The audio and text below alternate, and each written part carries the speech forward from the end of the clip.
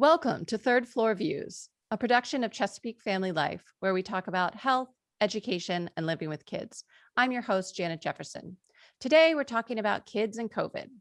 We're going to start with the basics on who can and can get vaccinated for this summer and what they can do safely. We'll look a little bit into the timeline for the future, and we'll also discuss what fears and concerns parents are having right now with the vaccine. And then our trusted doctors are going to answer all of our questions. So joining us today is Dr. Katherine Edwards, Medical Director, and Dr. Margaret Turner of Annapolis Pediatrics. So thank you so much to both of you for being here today.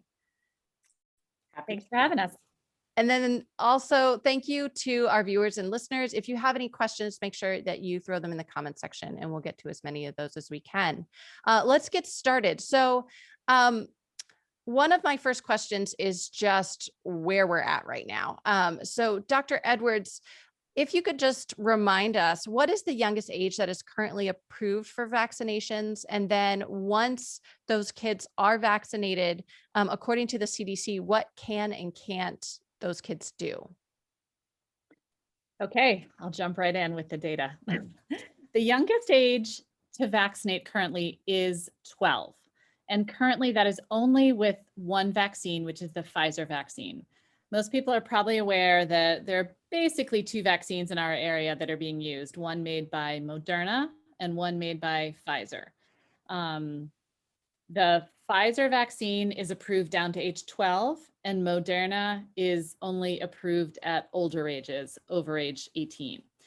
So, and the data, Moderna is also applying for authorization use down to age 12. And the data from their studies appears to be just as good as Pfizer at this point. And by good, I mean like 100%. I think their one published report of their data of Moderna was like over 2,000 kids in the age group, and there was no COVID infections in the vaccinated group. So we're really anticipating being able to administer this vaccine also to this age group. It's a little unclear about younger ages now, meaning down to 6 months of age. Most people, and by people I mean including the Surgeon General and AAP leadership, American Academy of Pediatrics, are talking about the fall. It's doubtful that this age group will be vaccinated before school starts, but over age 12 is good to go. Vaccine is plentiful. It is out there. It's all over the place. And we really would like to talk more about vaccination afterward, but I'll just jump into sort of the fully vaccinated. And if you've been fully vaccinated, and this is kids as well as adults, the CDC and every organization says you can basically resume activities that you did prior to the pandemic. And that's kind of the wording on the CDC website. You can resume these activities without wearing a mask or by staying 6 feet apart. Again, there are local rules. Certainly in our office, as a medical office, we will be wearing masks for some time to come because we have immunocompromised patients and unvaccinated people all the time. So there are some exceptions. So don't get angry with your doctor's office if you wear a mask. I think that's important. So basically, and if you travel in the United States, there's no longer any testing before or after travel or self-quarantine. And another big thing is that if you've been around someone with COVID-19, you don't need to quarantine for that 10 days to 2 weeks and get negative tests, unless you have symptoms. If you have symptoms, you always need to be assessed and get tested. But basically, that's where we are. And I'm sure all of you, myself included, have been to the grocery store now, and in many places people are not wearing masks. We should respect everybody who wants to wear a mask. It's totally fine. And it means nothing about anything, but really we can resume life. These vaccines are good. They work really well. That's really exciting. It's mind blowing, actually. And the numbers that you quoted are crazy, that there are 0 cases. Like, isn't that sort of unheard of in terms of vaccine efficacy? I mean, it is. Most of the vaccines that we give don't have like 85 to 95% efficacy. And that's really good. Which is good. That's great. And it relies on the herd immunity that like if the disease isn't circulating, that if you happen to not respond to the vaccine, you'll be safe. Now that also is kind of happening here now. Like that is a study of 2,500 kids in a time when our incidence rate locally is like 1% positivity. So, they're not exposed as much. So certainly the more vaccines are given, there will be cases, but Right. so there's a lot of statistical stuff in like analyzing these studies, which is like super hard to explain and even to understand for people. And also important too. It's now been given to like millions and millions of people, and it's effective. And even with breakthrough cases, I think it's important to recognize that breakthrough cases that have been reported are very, very mild. They don't, the long-term outcomes that we're looking for are hospitalization and death, and then certainly long COVID type symptoms. There's even in people who have breakthrough cases, there are none of those outcomes. So that's the other important thing, is that the goal was never to get to no cases breaking through, which I think some people feel that somehow it's a failure of the vaccine if, there's any breakthrough cases. That's not what we're looking for.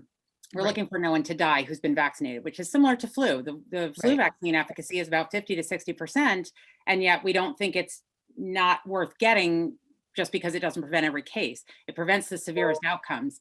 And that's what we're trying to do with COVID vaccine as well. And I think moving into the kid discussion, the younger kid discussion, I think a lot of people have sort of expressed a reluctance to vaccinate 12 to 15-year-olds because they think, well, the disease isn't that serious, so I don't really need to get vaccinated, or they don't want them to be vaccinated. And I think that's not the right approach. We're certainly fighting against a lot of reluctance in the office. I would just chime in on that, is that there was a recent study, even a week or two ago, from AAP that they looked at the typical year, not last year when there was no flu, for hospitalization rate for teenagers, like 12 to 17-year-olds in many years past. And the hospitalization rate for COVID-19 with teenagers was 3 times as high as the flu rate. So it's not nothing, right? Right. Teenagers are still, and the older kids are. So like, it's not nothing. Right. Really. It's still a problem that we really need to be aware of and managing and treat it seriously. Yeah. So then what does that mean for younger kids who are not approved for the vaccine yet? So that's anyone under 12. What does that mean for them this summer in terms of what they can and can't do? Should they sort of continue along as they've been doing for the past, I don't even know, I've lost track of time at this point. Are we wearing masks? Are we socially distancing? Are we staying out of indoor spaces as much as possible? What does it look like for these kids? I think yeah, go ahead. That's really going to depend on where your experiences are going to be and who you're around. So if you are with vaccinated adults and every adult in your sort of purview is vaccinated, you don't have to be nearly as careful as you did pre-vaccine. We're finding the younger age kids mostly are getting it at home. They get it from their parents, from their grandparents, from their babysitter. So when you think about summer and the ability to be outside, there's virtually no transmission outside. And if you're with vaccinated adults, your risk of contracting disease, especially as Dr. Edwards said, with the disease rate right now at 1 per 100,000, the likelihood of contracting disease is almost zero. It's almost impossible to get right now. So if you're outside with vaccinated people, there's no mask necessary. If you're in a crowded space, if you went to church and you don't know if people are vaccinated or not, if you want to keep your kids, in the grocery store, crowded grocery store, yes, masks are recommended for kids under 12 and any kid who's not vaccinated. And I do think that's where the 12 to 15s really fall into a difficult space, that a lot of them don't want to wear the mask. They're very, independent. They want to be grown. And you really then have to look at their transmission of disease is much closer to adult levels. And so I think those kids, you do have to be careful with sleepovers with unvaccinated kids. So the unvaccinated kids, if they cannot get vaccinated due to their age, they really need to continue with all precautions. What about only inside? Only inside. Okay. So then if you're outside and you're unvaccinated because you're under 12, so thinking about like summer camp is coming up, and fortunately, a lot of summer camps are outside, or at least have certainly moved to that model recently. If you're unvaccinated and you're, say, 10 years old, do you need to wear a mask at summer camp? And Dr. Edwards, I'll have you take that question. I would sort of echo what Margaret said, is that if these kids are outside for most of the time, I would not be surprised if it's okay. It basically is okay for them to not wear a mask. Okay.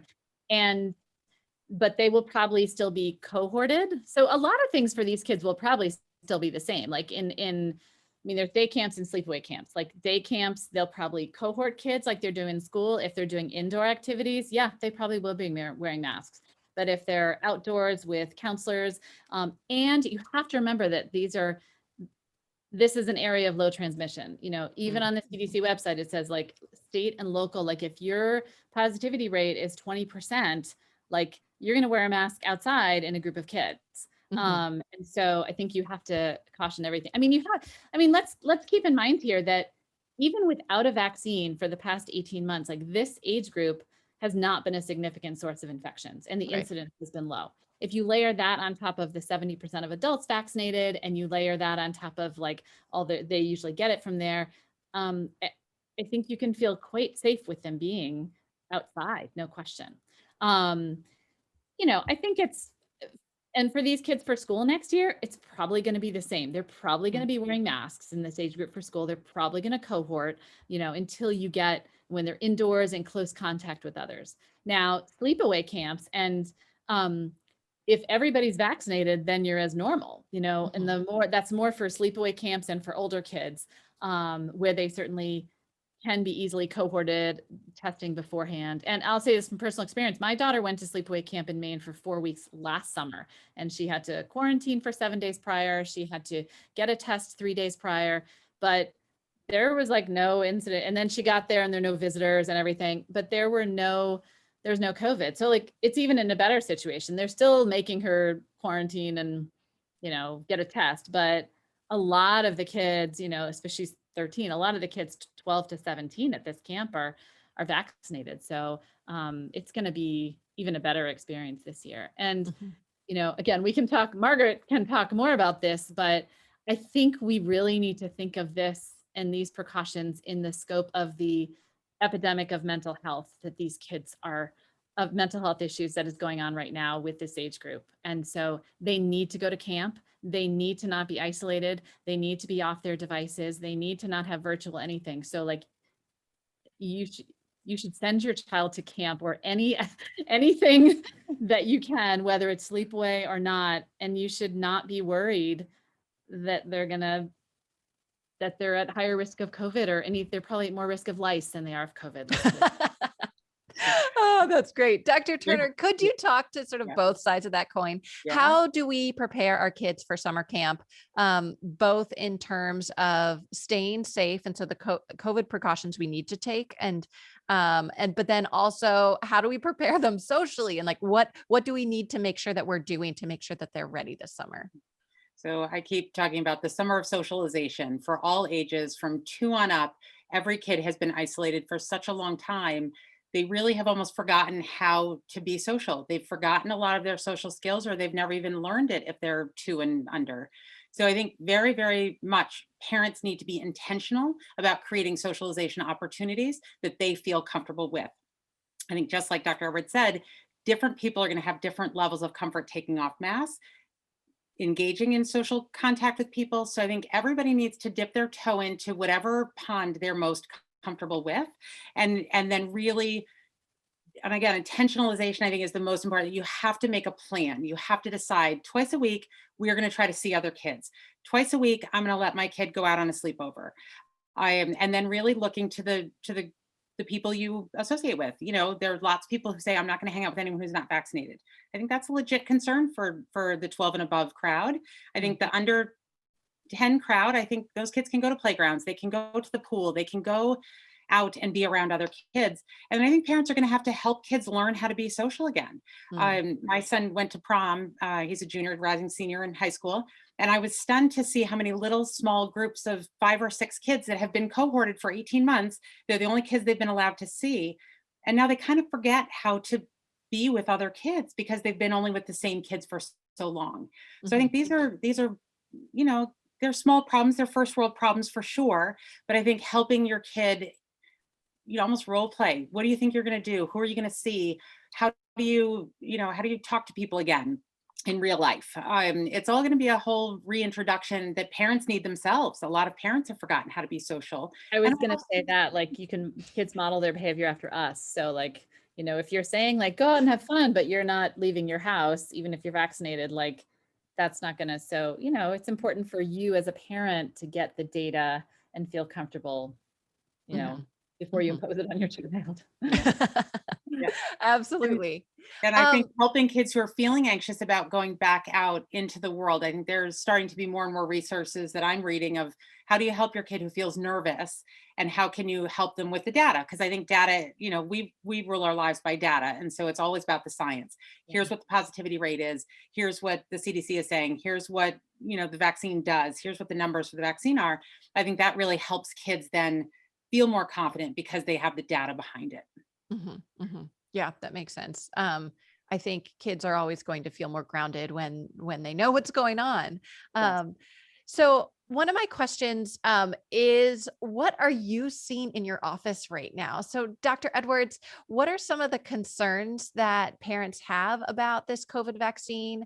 And what are, like, how can we break that down? What myths can you dispel? How can you comfort parents, or what sort of counseling or educating are you doing with your patients to help them get the resources that they need to make the best decisions for their family?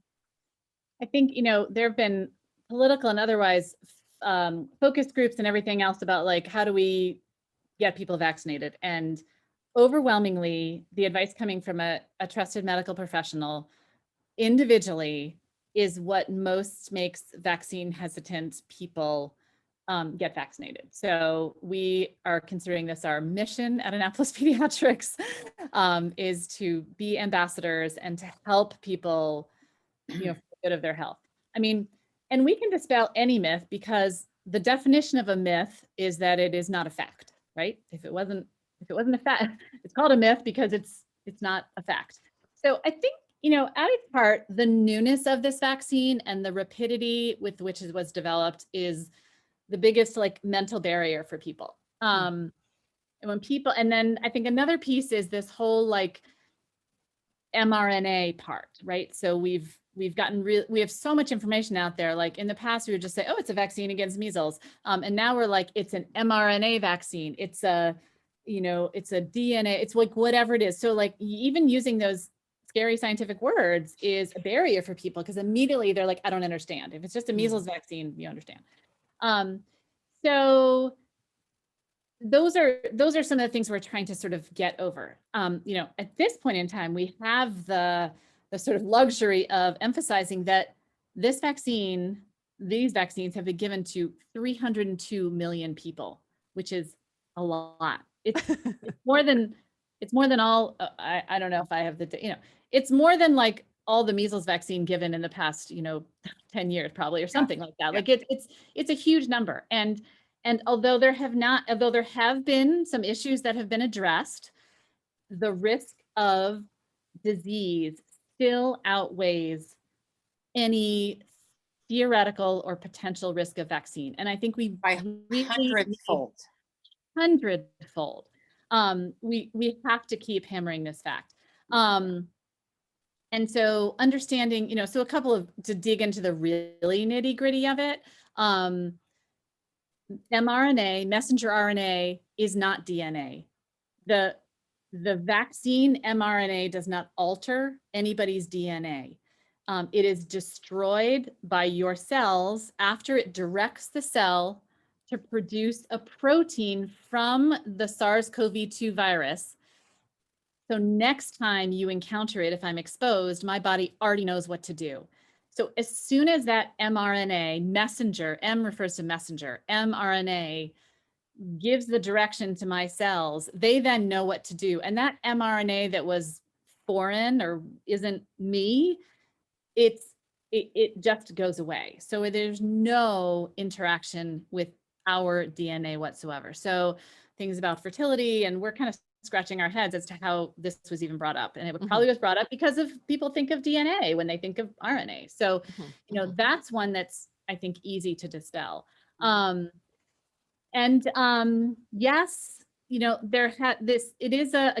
it's a new vaccine, but it's been given to 302, maybe 305 million people now. I don't know. So, side effects are being looked into. There are definitely minor side effects. We all know people who have had like achiness and fever, after the vaccine, but that's a pretty low risk compared to having COVID. I mean, I had the same thing after I had my shingles vaccine a few days ago because I'm over 50, so that happens. Like those are normal, those are kind of normal things. And I think it is important to look at that total number of vaccines given. We're seeing lots of coincidental type things that can be very hard to tease out. Is it from the vaccine, or is it people who are reporting, my eyeball twitched 4 times and it must be from the vaccine because I got it at the same time. So, the vaccine reporting site has to take every single, you think about like a tip line, right? Like every time there's a crime, there's a tip line. There's lots and lots of things that turn out not to be real. So I think there's a lot of, there's a concerted anti-vax movement that posts a lot of clickbait on sites, on Instagram, on Facebook, on, sort of news sites everywhere, that it's very, very hard for a layperson to sort through what is real science and what is a tip line science. So, I always focus on patient-centered medical home. Like, you have a doctor for a reason. You have a pediatrician for your kids for a reason. You have to trust that we're doing all the science research. So I've had more people come in and say, well, I've been doing my research and I'm not getting that COVID vaccine. I'm like, your research and my research are different.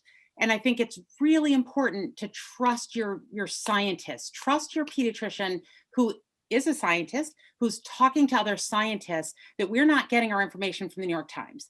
There's great resources sometimes in the newspaper, but it's not the same place that we're getting our information. So when we say that the risk of myocarditis in teenage boys is extremely low, it's because they're reporting about 1 in a million cases that are then self-resolved. And the risk of cardiac damage, we are seeing kids who have permanent cardiac damage from COVID. So when I'm assessing risk benefit, I'm looking at, all right, so you had a very mild case of myocarditis that didn't last any permanent damage to all the kids that are having permanent cardiac damage. That's the calculus that we are doing when we say that the vaccine is safe. And I think that's hard for people to understand. Yeah. And I think I would also point out that like our system of monitoring works, right? Scientists, like, we know we're not perfect and we're willing to, accept. So, what Margaret's referring to, I mean, I'm sure people saw even over the past day, the CDC, the number of cases of myocarditis rose to the average age was 24 within 2 weeks after a second shot of both vaccines rose to about, I think it was 276, which was deemed, they are looking at, the vaccine has not been pulled. We can continue to be reassuring that, just like Margaret just said, the risk of the disease is still higher the vaccine, but like, it's being looked at. And this, you remember the whole issue with the Johnson & Johnson, like, it was looked at. And we, again, I'm a scientist, but like, I rely on people who know a lot more about this. I think you have to look at where your information is coming from. A lot more about this for my information. I mean, that's what the CDC does. I mean, I think that they've been hampered in their efforts by politics and everything else, and we don't have to go there. But like, their message is clear, and there are a lot of really diligent, intelligent people who are taking serious, like, nobody's blowing off, complaints that people have after the vaccine. So I think sometimes telling people that too, like, I don't think we should be so blasé to say, oh, it's nothing, like, but we should just communicate to people, like, here are the numbers. Like, I live my life by statistics. That's how I, get in a car every day or whatever I do, you have to. So, so scientists we're taking it seriously. But the overall, the burden of disease for COVID was so huge, is so huge that, we have to keep that in mind. Right. So talking a little bit about, I think, Dr. Turner, you were talking about, where your research is very different from someone doing a little bit of late night internet diving.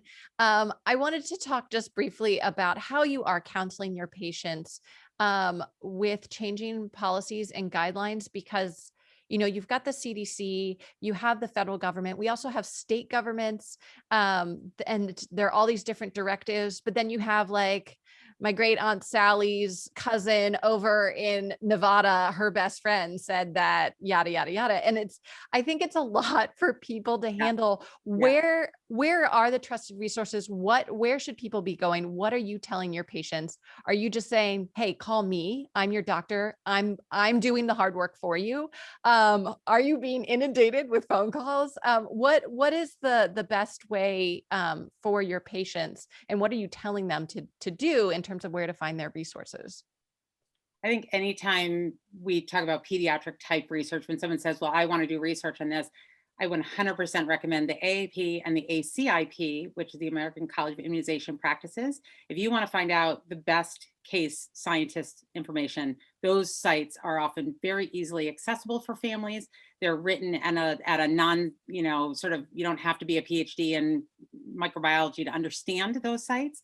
And that's a great place to go if you don't want to short circuit and go right to your doctor. So I always think about our job is to do the research for you so you don't have to. So you do the research on your pediatrician, and then you come to us and we tell you our thoughts. And again, we're keeping up on this daily, minute to minute, we're keeping up on it. But if you want to do research yourself, the AAP, the ACIP, I always recommend Paul Offit for vaccine research is one of my heroes. I mean, he is my Justin Bieber. I love hearing him talk because he's so accessible for parents. I know that's an old reference. So I guess half Bieber, but he is brilliant and very, very good at making accessible all vaccine research type things. So I think those are the places I tell my patients to go. And I think, I really try to encourage people to stay off the CDC. Don't forget the CDC. There you go. Sorry. Yes, the CDC website is also excellent and has great information. And I think when you look at the policy stuff, it is very hard. It's a lot of whiplash. Like, wait a minute, all of a sudden we can take off our masks. So I think it's really important for families to understand there's logic and there's emotion with all of this. And that while you can understand the logic and the science, emotionally, you might be in a very different place than someone else, and that's okay. So lots of people are very, like, woohoo, I'm getting on a plane. Other people like, you know what, I'm going to take my mask off in Target, but I'm not quite ready to get on a plane. And I think we should just respect everybody sort of in whatever stage they are in this process, that there's both science and emotion. And as long as we understand the science and don't dismiss it, I think people's emotion should be respected. That's really helpful. And I think it should also make people feel better too, that it's, it does sort of, it justifies those feelings, and to say, it's okay to have those feelings. We all have feelings, and that's okay. We talked a little bit already about the timeline for when a vaccine might be approved for younger kids. You were saying maybe by the fall. And then I think Dr. Edwards, you said maybe down to 6 months, even 6-month-old babies.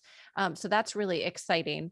And I know that's still up in the air. One of my questions though is, what do you need to do to get your kids ready? So when that vaccine is approved, like, I'm going to be one of the first parents in line. I mean, like, my kids are getting vaccinated because they're still really little though.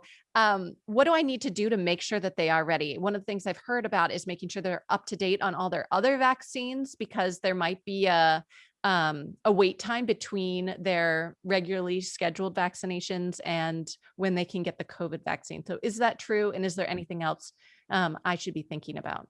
So actually, that's not true anymore. Initially, when the vaccine came out, there was a 2-week waiting period, but it was not based on any data. It was based on an abundance of caution. And so about 2 weeks ago, that was changed. So you can get any vaccine anytime. Yay. And that was also, that also was steeped in the fact that, I'm not going to have the exact numbers here, but the actual like overall vaccination rate of kids like under age 5 dropped over the past year, because many pediatric offices, not ours, we were open to do physicals, were closed, and people were hesitant to even go anywhere. So, we need to get kids in for their regular vaccinations, almost even more or as much. I mean, when we closed down initially, we rapidly turned around to just bringing well patients in, because if we stopped vaccinating this 0 to 2-year-old cohort, we would have an epidemic of measles or pertussis on our hands on top of COVID. So I think that was really important. So yes, you should come to our office and make sure you're up to date on all your regular vaccines, and get the COVID vaccine anytime. I think as the age range does go younger, people are going to want to get it at their doctor's office more. And, I will say, I mean, our office, we've been advocating to have this be placed in doctor's offices from the get-go, but it kind of got, yes, we need to vaccinate a lot of people. So we had mass vaccination sites and, a lot of other places doing it, but like we do vaccines all the time. And so we were a little miffed at the beginning that we got left out of the chain. But I think so, but now the mass vaccination sites are closing. The one locally at the Navy Stadium is, I think, closing in June or July. And the storage of the Pfizer vaccine, which many people have heard had to be like a negative 80 degrees for forever, and that's actually changed, so it can be drawn out in like 100-unit doses. And so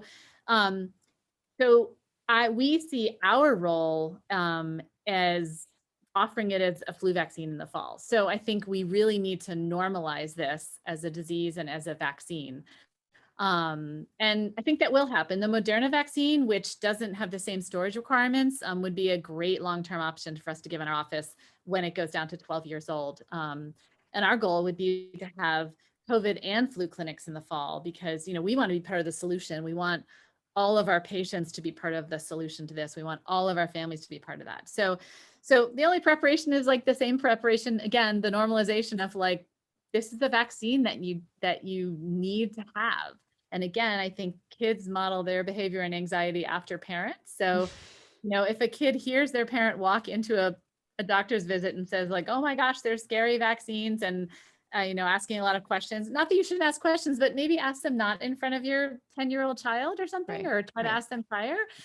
So, they're going to model their, anxiety and stress after us, like from the get-go. So, get yourself comfortable with it. And certainly ask all your questions. You should have all your questions answered, but maybe not in front of the room, in front of your 12-year-old who's very malleable as far as their moods and things. So anyway, we just want to normalize this so we can all return to life, and we anticipate that. We're not quite there yet in our office, but we have all the infrastructure in place. We are so on board with this part of our community getting back to complete functioning.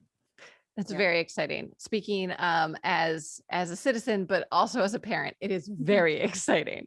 Well, thank you so much to both Dr. Katherine Edwards and Dr. Margaret Turner of Annapolis Pediatrics. Thank you also to all of our viewers and listeners.